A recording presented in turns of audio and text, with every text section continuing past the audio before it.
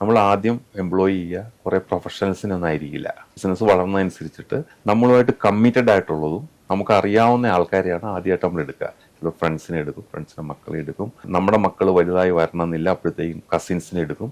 ഇങ്ങനെയാണ് ആ പ്രോസസ്സ് നടന്നു പോവുക.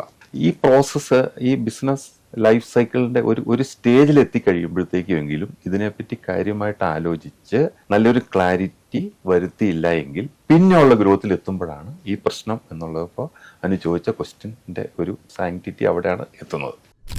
നല്ല രീതിയിൽ പോകുന്ന ഒരു ഫാമിലി ബിസിനസ്സിൽ ആ കുടുംബത്തിലെ അംഗങ്ങളെ കൂടാതെ തീർച്ചയായും കസിൻസ് ഉണ്ടാകും. ഈ കസിൻസിന്റെ റോള് ഇതിൽ എത്രത്തോളം ക്രൂഷ്യലായിരിക്കും, അല്ലെങ്കിൽ ഇവരുടെ റോള് എങ്ങനെയായിരിക്കും ഡിഫൈൻ ചെയ്യേണ്ടത്? ഫാമിലി ബിസിനസ്സിൽ സ്വന്തം മക്കളെ കൂടാണ്ട് റിലേറ്റീവ്സ്, കസിൻസ് ഉണ്ടാവുക എന്നത് ഒരു നാച്ചുറൽ പ്രോസസ്സ് തന്നെയാണ്. അങ്ങനെ തന്നെയാണ് ഒരു ഫാമിലി ബിസിനസ് വളർന്നു വരാൻ പറ്റുള്ളൂ. കാരണം ഇപ്പോൾ അനൂപ് ചോദിച്ചത് ഒരു വളരെ സക്സസ്ഫുൾ ആയിട്ടൊരു ഫാമിലി ബിസിനസ്സിൽ എന്നാണ് ചോദിച്ചത്. ഈ സക്സസ്ഫുൾ ആയിട്ട് എത്തിയത് എങ്ങനെയാണ്? അത് ചെറുതായിട്ട് തുടങ്ങി വലുതായി വന്നതല്ലേ. അതിൻ്റെ അകത്ത് മക്കൾ കാണും, എംപ്ലോയീസ് കാണും, റിലേറ്റീവ്സ് കാണും, എല്ലാവരും കാണും. അതൊരു നാച്ചുറൽ പ്രോസസ്സ് തന്നെയാണ്. പിന്നെ ഇതിനെ എങ്ങനെ നമുക്ക് മുൻകൂട്ടി കണ്ട് പ്രശ്നങ്ങളില്ലാണ്ട് ബെറ്റർ ആയിട്ട് കൊണ്ടുപോകാൻ പറ്റും എന്നുള്ളതാണ് ഇതിൻ്റെ അകത്ത് ക്വസ്റ്റ്യൻ. ഇപ്പം നാച്ചുറൽ ഇതിൻ്റെ ഒരു പ്രോസസ്സ് കണ്ടു കഴിഞ്ഞാൽ നോർമലി ബിസിനസ് വലുതാവുമ്പോൾ നമ്മൾ ആദ്യം എംപ്ലോയ് ചെയ്യുക കുറേ പ്രൊഫഷണൽസിനൊന്നും ആയിരിക്കില്ല. ബിസിനസ് വളർന്നതനുസരിച്ചിട്ട് നമ്മളുമായിട്ട് കമ്മിറ്റഡ് ആയിട്ടുള്ളതും നമുക്ക് അറിയാവുന്ന ആൾക്കാരെയാണ് ആദ്യമായിട്ട് നമ്മൾ എടുക്കുക. ചിലപ്പോൾ ഫ്രണ്ട്സിനെ എടുക്കും, ഫ്രണ്ട്സിൻ്റെ മക്കളെ എടുക്കും, നമ്മുടെ മക്കൾ വലുതായി വരണമെന്നില്ല, അപ്പോഴത്തേക്കും കസിൻസിനെ എടുക്കും. ഇങ്ങനെയാണ് ആ പ്രോസസ്സ് നടന്നു പോവുക. ഈ പ്രോസസ്സ് ഈ ബിസിനസ് ലൈഫ് സൈക്കിളിന്റെ ഒരു സ്റ്റേജിൽ എത്തിക്കഴിയുമ്പോഴത്തേക്കുമെങ്കിലും ഇതിനെപ്പറ്റി കാര്യമായിട്ട് ആലോചിച്ച് നല്ലൊരു ക്ലാരിറ്റി വരുത്തിയില്ല എങ്കിൽ പിന്നെയുള്ള ഗ്രോത്തിൽ എത്തുമ്പോഴാണ് ഈ പ്രശ്നം എന്നുള്ളപ്പോൾ അതിന് ചോദിച്ച ക്വസ്റ്റ്യൻ്റെ ഒരു സാങ്ക്ടിറ്റി അവിടെയാണ് എത്തുന്നത്. ഇത് അഡ്രസ് ചെയ്യാനായിട്ട് നമ്മളിപ്പോൾ ഇതിൻ്റെ ഒരു പൊസിഷൻ പറഞ്ഞാൽ ഇങ്ങനെ സഫർ ചെയ്യുന്ന അല്ലെങ്കിൽ ചലഞ്ചസ് ആയിട്ടുള്ള ധാരാളം ബിസിനസ്സുകൾ നമുക്കിന്ന് കേരളത്തിലും ഇന്ത്യയിലും ഉണ്ട്. ഇതിന്റെ കാരണം എന്ന് പറഞ്ഞാൽ നമ്മളൊരു ക്ലാരിറ്റി ഇല്ലാണ്ട് എത്തിയെന്ന് തന്നെയാണ്. പക്ഷെ അങ്ങനെ ഞാൻ ഒന്നോടെ റിപ്പീറ്റ് ചെയ്താൽ അങ്ങനെ തന്നെ അത് എത്താൻ പറ്റുള്ളൂ. കാരണം നമ്മളിവിടെ ഈ ബിസിനസ് ഇവിടെ എത്തും എന്നുള്ള ഉറപ്പിലല്ല ഇത് പോകുന്നത്.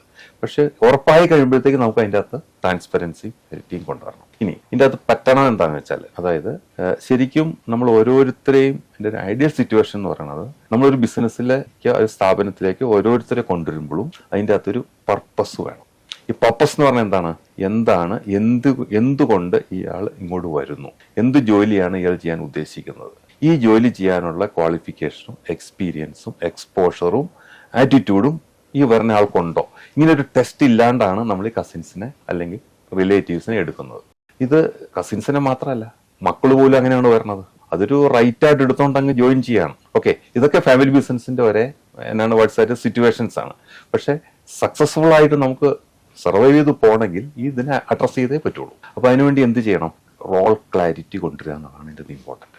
അതും ഏർലിയസ്റ്റ് സ്റ്റേജിൽ പ്രൊഫഷണൽ അഡ്വൈസ് എടുത്ത് നല്ല സ്ട്രക്ചറിൽ ഓരോരുത്തരുടെയും റോൾസ് വേർഡ്സായിട്ട് ഡിഫൈൻ ചെയ്യുക. ഇപ്പോൾ ഈ ബിസിനസ്സിൽ രണ്ട് കാര്യങ്ങളുണ്ട്. ഒന്ന് ബിസിനസ്സിലുള്ള ഷെയർ അല്ലെങ്കിൽ ബിസിനസ്സിലുള്ള ഇൻട്രസ്റ്റ്, മാനേജ്മെന്റിലുള്ള ഇൻട്രസ്റ്റ്. രണ്ട് അതിൻ്റെ വെൽത്ത്. വെൽത്തിന് നാച്ചുറലി മക്കൾക്ക് തന്നെ ആയിരിക്കും ആവശ്യം. പക്ഷെ ബിസിനസ്സിനെ സംബന്ധിച്ചിടത്തോളം ഇത് കെട്ടിപ്പൊക്കിയ ആൾക്കാർക്ക് എല്ലാവർക്കും ഇതിൻ്റെ അകത്തൊരു റോൾ ഉള്ളതുപോലെ തോന്നും. അപ്പോൾ ഞാൻ ആദ്യം പറഞ്ഞ മാതിരി ഇതൊരു സ്ട്രക്ചറാക്കുക, ഒരു പ്രൊഫഷണൽ സ്ട്രക്ചർ ആക്കിയിട്ട് ഓരോരുത്തരുടെയും കഴിവും അവരുടെ താല്പര്യവും അവരുടെ കോൺട്രിബ്യൂഷനും അവരുടെ ഉത്തരവാദിത്തങ്ങളും നിറവേറ്റത്തക്ക രീതിയിലുള്ള റോൾസ് അവരവർക്ക് കൊടുക്കുക. ഇനി അതിന് കുറവുകൾ വന്നാൽ രണ്ട് രീതി ചെയ്യാം. ഒന്നില് ട്രെയിൻ ചെയ്ത് അവരെ അതിലേക്ക് കോമ്പിറ്റന്റ് ആക്കി എടുക്കാം. ഇല്ല എങ്കിൽ വേറെ വശങ്ങൾ ആലോചിച്ചേ പറ്റുള്ളൂ. കാരണം നമ്മൾ അപ്പം അവിടെ ആലോചിക്കേണ്ടത് നമ്മളൊരു കസിനെയോ ഒരു റിലേറ്റീവിനോ സാറ്റിസ്ഫൈ ചെയ്യാൻ വേണ്ടി 10 കൊല്ലം ഒരു റോളിൽ ഒരാളെ വെച്ചുകൊണ്ടിരുന്നാൽ ഇതിനു പകരം നമ്മളൊരു പ്രൊഫഷണൽ കോമ്പിറ്റന്റ് ആളെ വെച്ചിരുന്നെങ്കിൽ നമ്മുടെ ബിസിനസ് എവിടെ എത്തുമായിരുന്നു, എന്തെല്ലാം പ്രശ്നങ്ങൾ ഒഴിവാക്കാമായിരുന്നു. ഈ ഡിഫറൻസിനെയാണ് നമ്മൾ മെഷർ ചെയ്യേണ്ടത്. ഇത് പലരും പറ്റണം എന്നാന്ന് വെച്ചാൽ ഈ ഒരു ഓപ്പർച്യൂണിറ്റി അല്ലെങ്കിൽ ആ ഒരു ഗ്യാപ്പ് അസസ് ചെയ്യില്ല. ഇനിയിപ്പോൾ 5 കൊല്ലം അതങ്ങനെ പോട്ടെ, ഇങ്ങനെ പോയി പല ഏരിയയിൽ ഇങ്ങനെ പോയി അവസാനം ഈ ടോട്ടോയും ഒരു ചലഞ്ചിലെത്തും. അപ്പോൾ ക്വസ്റ്റ്യന്റെ സ്പെസിഫിക് ആൻസർ എന്ന് പറയുന്നത് ഓരോരുത്തരുടെ റോളും റെസ്പോൺസിബിലിറ്റീസും ഡിഫൈൻ ചെയ്യുക, ട്രാൻസ്പെറന്റ് ആക്കുക, അവരെവിടെ നിൽക്കണു എന്നുള്ളൊരു അസസ്മെന്റ് എല്ലാ വർഷവും അവർക്ക് ഒരു പ്രൊഫഷണൽ ആംഗിൾ കൊടുക്കുക. ഇതാണ് അതിൻ്റെ അകത്തൊരു സൊല്യൂഷൻ ആയിട്ടുള്ളത്.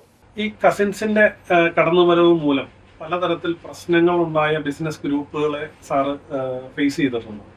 ഫാമിലി ബിസിനസ്സിൽ കസിൻസും മക്കളും എല്ലാവരും കൂടി ഒരു ഗ്രൂപ്പാണ്, ഒരു ഫാമിലി ആയിട്ട് മുന്നോട്ട് പോകുന്നത്. ഇതിൻ്റെ അകത്ത് നല്ല ക്ലാരിറ്റി ഇല്ലായ്മ കൊണ്ട് ബുദ്ധിമുട്ടുന്ന പല ഫാമിലി ബിസിനസ് ഗ്രൂപ്പുകളും ഉണ്ട്.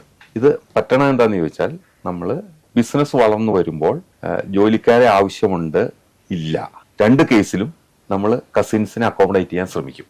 അപ്പോൾ ആ ബിസിനസ് വളർന്നു പോകുന്നു, അല്ലെങ്കിൽ നല്ലൊരു ബിസിനസ് സെറ്റപ്പ് ആയതുകൊണ്ട് അതിലേക്കെല്ലാം ഒരാളെ ഓർഗനൈസേഷൻ്റെ അകത്ത് കയറി കഴിഞ്ഞാൽ എന്തെങ്കിലും റോളുകൾ ചെയ്തുകൊണ്ടിരിക്കും.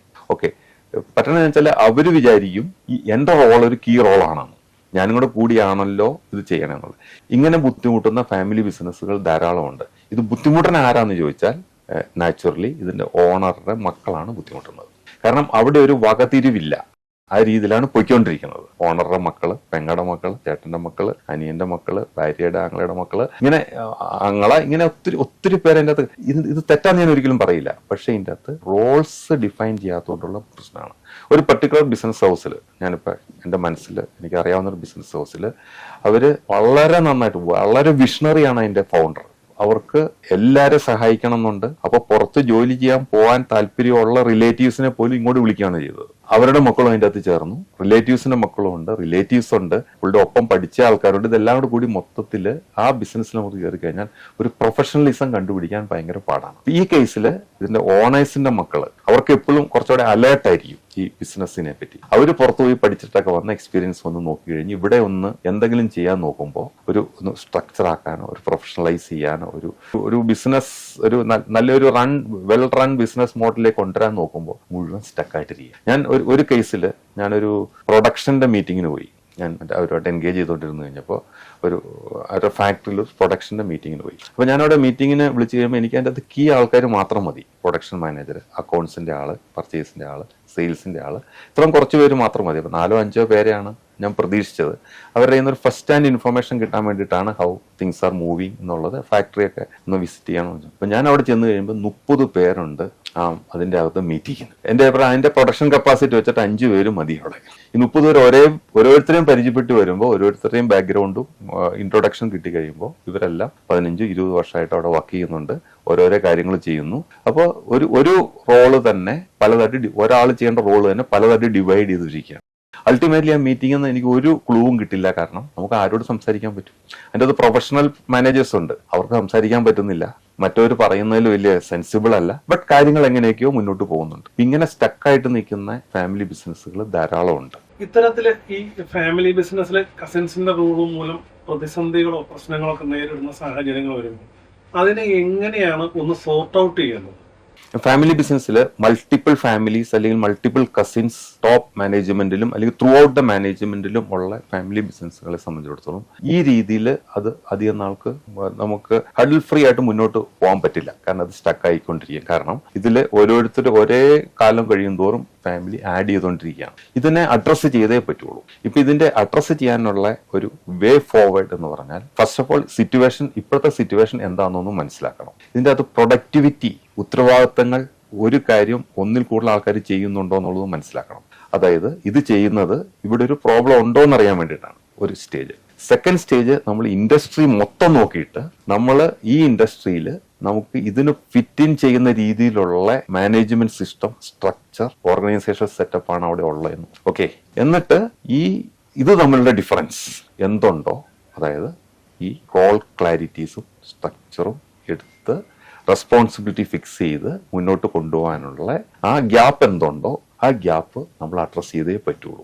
അത് ചിലപ്പോൾ ചില സ്ഥലങ്ങളിൽ നമ്മൾ പ്രൊഫഷണൽ ആൾക്കാരെ റീപ്ലേസ് ചെയ്തിട്ട് ഇവരെ വേറെ എൻഗേജ് ചെയ്തിട്ട് പ്രൊഫഷണൽ മാനേജേഴ്സിനെ കൊണ്ടുവരേണ്ടി വരും, ടോപ്പിൽ സിഇഒസിനെ കൊണ്ടുവരേണ്ടി വരും, മാനേജ്മെന്റ് ടീം മാറ്റേണ്ടി വരും, ഓപ്പറേഷണൽ ടീം മാറ്റേണ്ടി വരും. ഇതെല്ലാം all depends upon the situation. പക്ഷേ ഇത് അറ്റ് ദി ഏർലിസ്റ്റ് ചെയ്തില്ല എങ്കിൽ at A point of time നമുക്കൊരു കോമ്പറ്റീറ്റീവ് എഡ്ജ് നഷ്ടപ്പെടും, നമ്മുടെ മാർക്കറ്റിലുള്ള സ്റ്റാൻഡിങ് കുറയും, നമുക്കത് കോമ്പറ്റ് ചെയ്യാനുള്ള ആ ഒരു ഷാർപ്പ്നെസ് നഷ്ടപ്പെടും, ഫോക്കസ് നഷ്ടപ്പെടും.